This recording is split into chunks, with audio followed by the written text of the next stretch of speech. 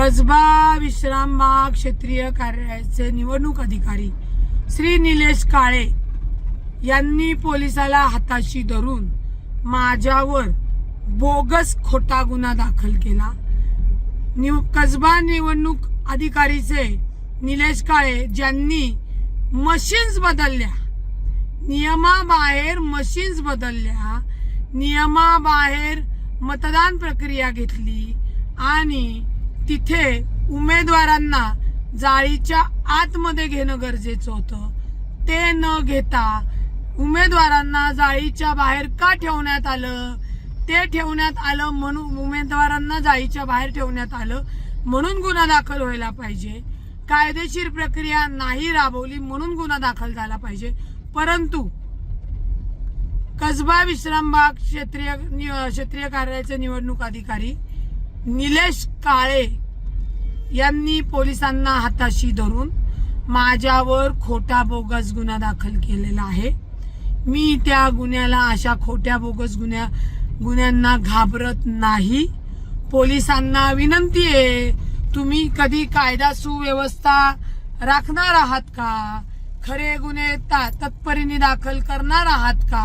आणि ते लवकर केले पाहिजेत। असो, माझ्यावर जरी खोटा गुन्हा दाखल केला असेल तरी या खोट्या गुन्ह्यांना मी भीक घालत नाही।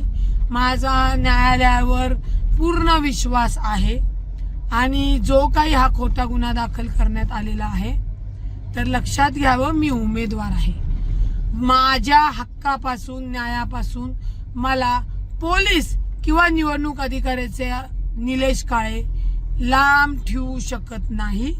माझी डीसीपी रावले यांना विनंती आहे, माझा गुन्हा निवडणूक अधिकाऱ्यावर तातडीने दाखल करून घेण्यात यावा, कारण का पोलीस हे कायद्याचे रक्षण करण्यासाठी आहेत। मी आधीही सांगितलं की पोलीस हे निवडणूक आयोगाच्या कानात बोलत होते। मशीन्स बदलल्या निवडणूक अधिकारी निलेश काळे यांनी, कायद्याचा भंग केला निलेश काळे यांनी आणि पोलिसांना हाताशी धरून माझ्यावरच खोटा गुन्हा दाखल केला।